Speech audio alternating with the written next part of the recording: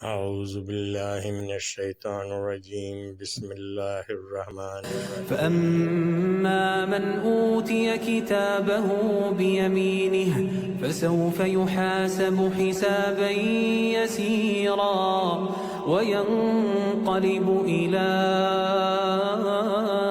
أهله مسرورا. وأما من أوتي كتابه وراء ظهره فسوف يدعو ثبورا ويصلى سعيرا إنه كان في أهله مسرورا إنه ظن أن لن يحور بلى إن ربه كان به بصيرا.